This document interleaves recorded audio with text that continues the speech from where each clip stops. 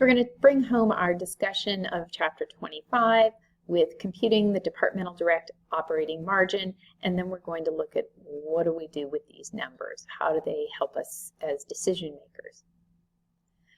So what is the direct operating margin?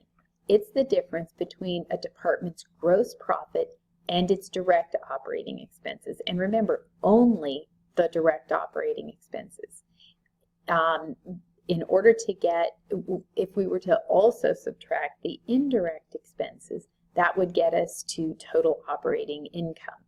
And I'll just jump back a couple of slides so that you can see that.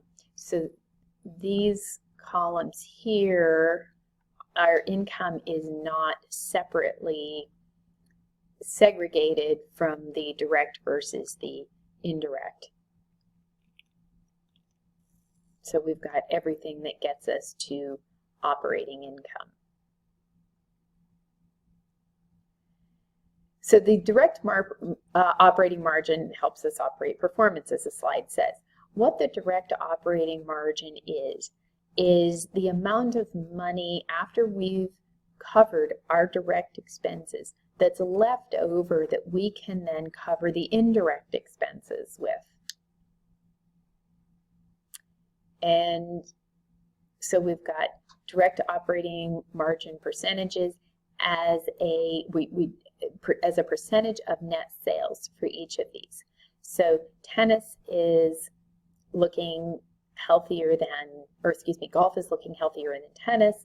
Golf has a 32.1 direct operating percentage, whereas tennis is only 23.6. So now the question is that because golf has higher revenue or golf has lower expenses than tennis, or is it some mix of those two factors? And so we're going to start looking at the direct operating expenses to help us try and kind of tease out that information.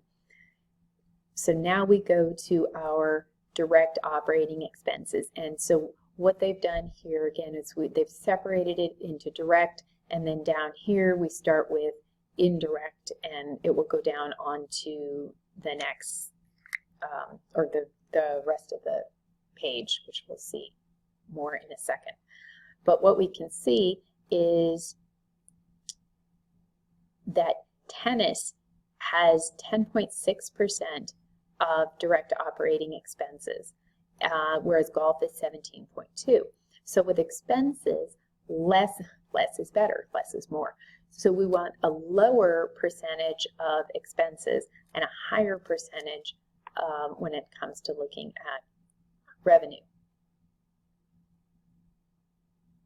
And again, it's this direct operating margin that tells us how much this product helps us cover the overhead of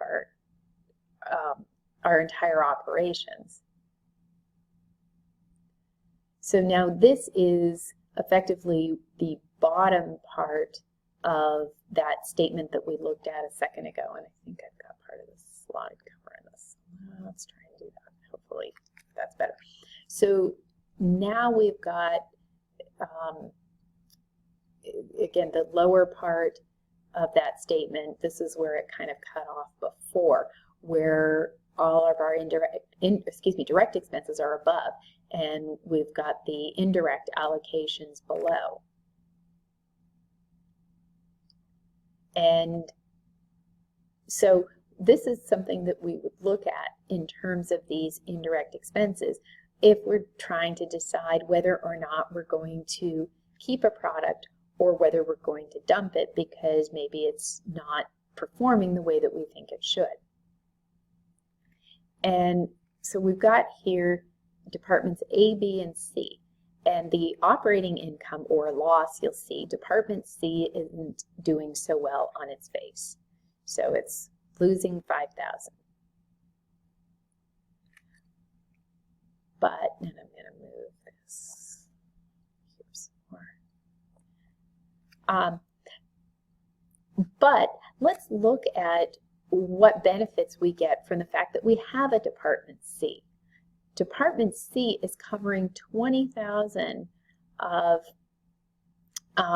it's got a $20,000 direct operating margin, which means this $20,000 is being used to cover our overall overhead.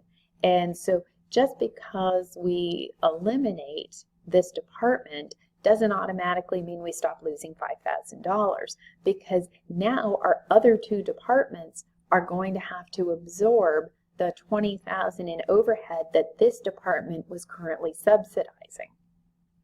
And so if we look at what this is, if we had departments A and B by themselves, we'd still be losing money,